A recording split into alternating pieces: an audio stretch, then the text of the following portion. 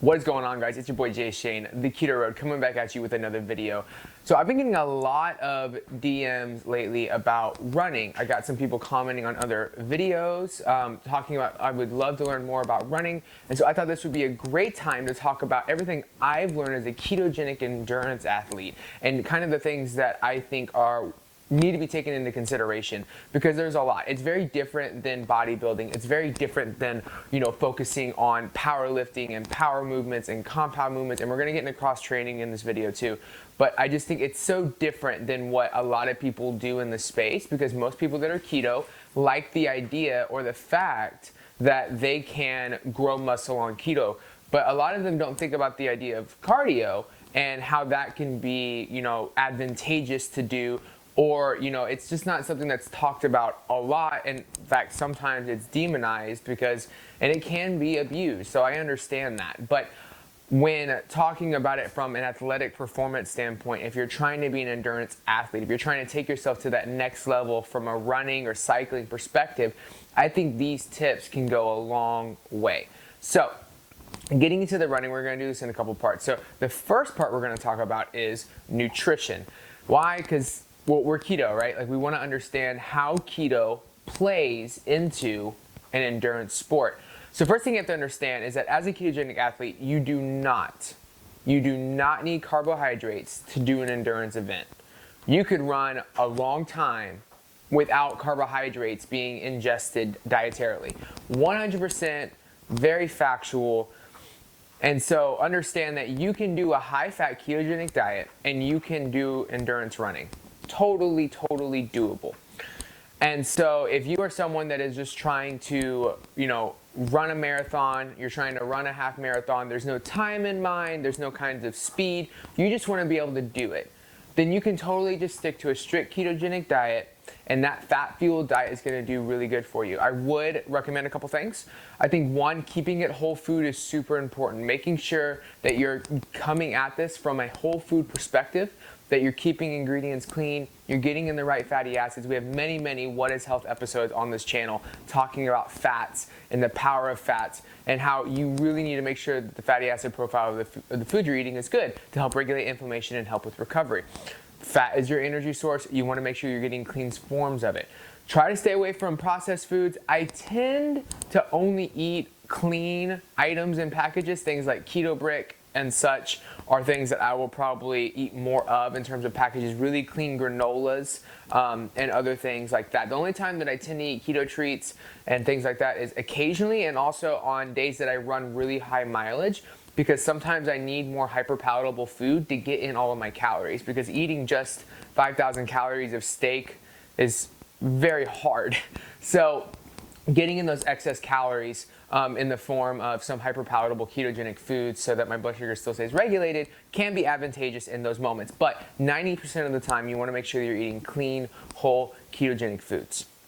Now, let's say that you're someone that wants to run fast. Let's say you're someone that wants to get a podium spot. You want to get first place. You don't just want to run a marathon. You want to break 4 hours. You want to break 3.5. You want to break 3, right? You're trying to really increase your progression in terms of speed. This is where things can get a little tricky. This is where nutrition really starts to take a turn, and not necessarily in a bad way, but you have to be willing to open your mind on this. Because understand that even at higher speeds, we are still fat-fueled athletes. We look at studies like the FASTER study I'll have linked below. And these people, like Zach Bitter, for example, who was part of the study, he ingests during his peak training 100 to 150 grams of carbs. I'm not saying to do that. We'll get into what to do here in a second. But it's an example. He does that, but yet during the FASTER study, he was metabolizing up to 1.6 grams of fat per minute.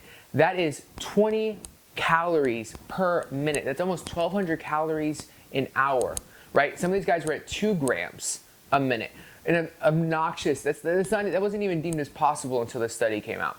So even at high intensities, we are fat metabolizers. We are fat fueled, we are ketone fueled, we are fat fueled endurance athletes, 100%. However, when you're at higher speeds and higher intensities like that, you are going to use glycogen. You just are. As you get into more of an anaerobic state, which means without oxygen, you are going to deplete glycogen stores.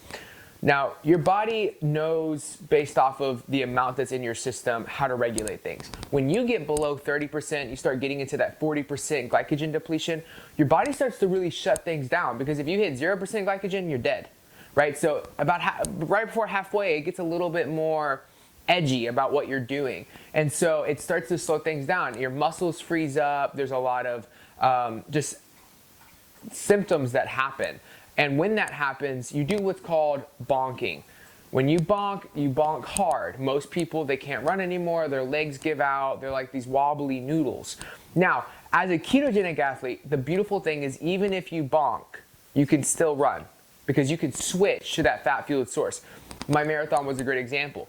Mile 22, you can look at my numbers and see that I bonked. I didn't fuel properly. I was still learning a lot. I still am. And when I bonked, though, I didn't stop running. I was able to finish running, but my legs started to go at a pace that brought my heart rate down, so that I was in more of an aerobic state instead of an anaerobic state. And so that I was using oxygen more, which allowed me to metabolize fat for the majority of my fuel and stop using my glycogen. So as a fat-adapted athlete, you have the ability to keep going, but you still have glycogen stores that still get depleted, and you have to account for that if you're going to be running at high intensities. So when you're fueling as a ketogenic athlete for high intensity training, longer runs, I say runs over 90 minutes that are at race pace, having 15 to 20 grams of carbohydrates per hour can be extremely advantageous. And let's think about this too on like a nutritional perspective, because then we go, well, we're not carb fueled. You're right, but you're not. 15 grams of carbs, if my math serves me correctly, is roughly 200 to 300 calories. Somewhere in there, I think. I might be wrong on that. Yeah, it's like, well, no, I'm sorry. It's like 60 calories. And so with the 60 calories, and you burn about 800 in an hour. Most people burn anywhere from 600 to 800 calories in an hour, and you're ingesting 60 calories from carbs. Where's the rest of the fuel coming from? It's coming from your fat, maybe a little glycogen, maybe a little protein, but it's mostly fat, especially if you're at a race pace. Like you have to think about endogenous and exogenous fuel, meaning exogenous outside, endogenous inside. You have to consider all of that when you're an endurance athlete. You can't just think about what you're eating dietarily. It's like, what is your body using as fuel? And then how do we regulate hormones around that? And so if you're eating 60 calories in carbs, that is a blip. It is nothing. Most endurance athletes, carb-based ones, ingest anything from 40 to 80 grams of carbohydrates per hour. I mean, you're talking 400x compared to us, right? And we're only doing this to keep glycogen from getting under that 30% threshold so that we don't bonk. It's literally a cortisol and hormone regulator while we're running. It gives us that little oomph so that we can keep going and that we don't bonk, okay? Another thing it's really good for, you heard me say that word cortisol, is carbohydrates raise insulin. Insulin and cortisol, when healthy, share an inverse relationship. Meaning when you're not healthy and insulin resistance is there, insulin and cortisol kind of go up together and you get this really problematic issue in your system. However, when everything's healthy and you're insulin sensitive, when insulin comes up, cortisol comes down, because cortisol is a stress hormone. Cortisol wants sugar in the blood so that it can get away from the threat quickly. So when insulin's up, it tells your stress hormone axis, oh, we're good, we got the sugar we need. And so it comes down. When cortisol comes down, heart rate comes down. When heart rate comes down, we can tap back into fat easier. So we ingest carbs as ketogenic athletes to not only keep us from going into a glycogen depleted state and bonking, but they also regulate our cortisol, therefore regulating our heart rate, which allows us to actually burn fat better. So we're ingesting a little bit of carb during the runs to help us burn fat better at a higher intensity. So 15 to 20 grams of carbs, you can try something like you can try something like a sweet potato powder or something like that. I personally like to drink my carbs while I run. I don't like fasted. If a run becomes a little bit more intense than I was expecting, I might have 20 to 30 grams of carbs post-workout. But because of me being keto, because of me not liking the idea of eating a lot of carbohydrates, I find it, for me mentally, especially coming from like a disordered eating past, I find it better for me mentally, and I feel better and I perform better when I ingest the carbs during the run. I have it in a mix with my electrolytes and water, and I just shoot it back as I run. I've been doing that for a long time, and I love the way it makes me feel. So that's what I would do if I was you, if you're trying to run at higher intensities nutrition-wise. Training. Okay, so now we're gonna get into some training. So the way you wanna look at this is you are going to tear down, and then your body wants to do something that we call overcompensate, supercompensate, right? So it's this idea of like, if your training is here and you tear yourself down, you want a supercompensation to happen, and now your baseline's here when you train again. And so there's this, it's overcompensating, it's overcompensating, it's overcompensating. And if you catch it at that perfect time of overcompensation before it comes back to baseline and you train there, you're gonna overcompensate again, and that's how you build up. So what you wanna do is you wanna make sure that you're having enough rest period. Supercompensation does not come during the run, it comes during the rest. So, and I've tried 5 days a week, I've tried 4, I've tried 3. I think 4 days a week is kind of like peak condition. Just starting off, I found that 3 days a week worked really, really well. I really enjoyed 3 days a week. It allowed me plenty of time to recover. I would basically have a 6-mile easy run beginning of the week. Midweek would be a speed, so it would be either intervals or a tempo, which we can get into in another video. If you want me to explain what tempos and intervals are in more depth, put it in the comment section below. And then on Saturday or Sunday, depending on how my legs felt, I would do a very long run. That would be like my 15-mile, 16-mile, 20-mile, depending on how you're training. If you're training for a 10K, you would do like 4 miles on Monday, a 2-mile interval on Wednesday, and then like 6 miles on Saturday.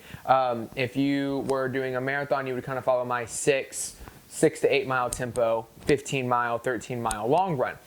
And so it really varies from the distance that you're training for. And if you are doing like a 5K and you're doing that kind of like quicker, shorter distance endurance running, really, because anything over a mile I would consider endurance based, you can probably get away with more training days. But definitely start with 3 and then add 1 in and see how you feel. Create that healthy baseline where you're allowing your body to super compensate, so that then you can go ahead and get better and grow and progress. You want to do this for 3 weeks. I like a 3-week stage. So like this week, as I'm recording this, I'm on my 4th week, which is my deload week. So just like when you're training with bodybuilding and muscles, you want to deload as well. It's going to allow you to maintain. It's going to give your body just that extra time to recover, and then you can get back at it in intensity. So the way you want to work on it is you want to slowly increase your intensity over 3 weeks, and then the 4th week, drop it down and relax. 3 weeks, drop it down. And so even with your training, like just how we talked about with the super compensation, I wish I had a graph to show you this. We're doing that with our training as well. We're going up and then we're resting and then we're going up. But because we're only resting 1 week out of 3, we're creating a slight progression as we continue in our training block. I hope that makes sense. If it doesn't make sense, email me theketo@gmail.com. But yeah, so just that idea of super compensation and making sure that you're giving yourself enough rest time before training. And then also making sure that every 3 or 4 weeks, you lower the intensity a little bit and just give your body time to fully acclimate to the new environment and the higher intensities that it's at. As far as weightlifting goes, cross training, this is something I've had to play with a lot, and it's going to vary from person to person. I think it's super important. I think runners that don't lift weights miss out on a lot of power at the end of their races. They miss out on a lot of ligament and tendon strength. I just think they miss out on a lot. They miss out on a lot of muscle fibers that they would be able to develop after the run that would allow them to do a lot more. I have found it to be very advantageous to be in the gym. A couple things I have learned. Deadlifts and squats, those kind of compound movements, you have to be careful. Because you're contracting your trunk muscles, which is your waist. I'm rubbing my waist right now, trying to show you guys. Your waist muscles, your lumbars, which are your lower back area muscle group, they are very tense a lot. And as we know, back squats and deadlifts are very much trunk stabilizers. Your trunk muscles contract a lot doing those exercises. And so if you're running for hours on end and then you're deadlifting and squatting, you can really cause some lower back pain. I've pulled my back twice while I've been learning all these things. So learn from my mistakes. If you are running over 10, 20 miles, you're getting like 20 miles a weekend, you want to be a little careful on the compound movements you do. And I'm not saying you can't do them. Like I deadlift, I squat, but make sure you're doing form that takes load off your back. Like for me, I find a wider spaced squat, and I don't always go like, you know, my butt past 90 degrees. Sometimes I just go to 90 degrees. I really play it, and I realize that my running is my priority, and the weightlifting is secondary. That reinforces my ability to run better. So when you think about it like that, it's easy to sacrifice a little bit on the weight side so that you can run better. You do not want to pull your back. It is not fun progressing from that. So just a word to a wise, I would definitely be wary of the compound movements. As far as everything else goes, you know, like leg press, I love leg press. It takes a lot of pain off your back, but it also allows you to push heavy weights still. I'm definitely an advocate for some heavy lifting. I've been playing with something that I really enjoy. When I work out 3 days a week. I do legs, back, biceps, and then I do chest and triceps and shoulders. I usually do every exercise, I'll do 1 to 2 sets of 5 to 6 reps, and I'll get heavy on those reps and those sets. And then the latter half of that exercise, the remainder sets, I will do higher reps, 15 to 20 reps. And so I'm trying to activate my slow and fast twitch muscle fibers. I'm trying to make sure that I am allowing my body to remember that it needs to be able to handle heavy stress, but at the same time, it is also, I'm reinforcing those endurance-based muscles by doing higher reps with lighter weight.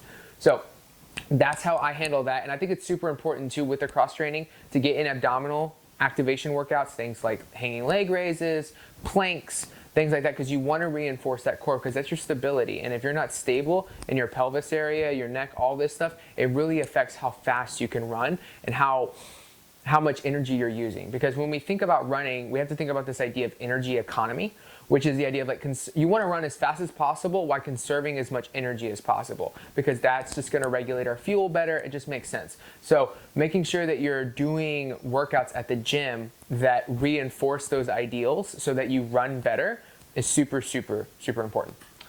All right. Thirdly, last thing, rehab and rest. If there's anything I have learned about endurance training, it's that you've got to stretch. You've got to stretch. At least half of what you did. If you ran for an hour, you need to do 20 to 30 minutes of stretching. Like you need to. If you do not stretch, you will pay for it later. I cannot tell you how many injuries and how many sore muscles I've had from running and not properly stretching. I would go and buy you a $20 to $30 foam roller, and after every workout, about 20 minutes, I would stretch for 20 to 30 minutes and I would foam roll. It is going to be a game changer for you. So make sure that you are stretching and recovering well. Sleep is huge in this. You've got to make sure you're getting your sleep. You've got to make sure you're hydrated. Have a good sleep routine. We've talked about sleep on here before. Make sure you have a proper sleep routine when you're doing this. It will go a long way. Other things that can be really advantageous are Epsom salt baths. You can also pour in some hydrogen peroxide in that Epsom salt bath, and it's going to help your body absorb it better. But also ice baths. So, you know, and yes, those aren't fun, but they're definitely worth it when it comes to how you're gonna feel afterwards. It's just like running, right? Like you get done with a run, sometimes if they're a longer run, the very end of it, you're like, why am I even out here? Then you get done and you remember the feeling of achievement, the feeling of overcoming, the feeling of the challenge and persevering, right? Think about ice baths just the same, and other things like that you just don't feel like doing. It's not the stretching that's fun. It's afterwards knowing that you gave your muscles the rehab that they needed so that they're going to heal properly so that you can be a better runner. So sleep, stretching, baths, make sure that you're soaking your body, make sure that you're taking care of it, and make sure that you're giving it the tools it needs to rest and repair properly so that you can be the best keto athlete and the best keto runner that you can be. All right, guys, I hope that helps. I know it was a long video. I hope you took some notes. If you have any other questions, let me know. theketoroad@gmail.com. Also, I have Keto Road endurance coaching spots available. I've been working with quite a few people already, and we've seen crazy progress. We're talking breaking sub 2-hour half marathons, sub 1 hour 10Ks, just awesome stuff that we're seeing happen from a low carb ketogenic perspective. So I hope that you join, and I hope that you enjoy this video. Share it with somebody that might need it and it might benefit them to get started on their keto endurance sport. All right, guys, till next time.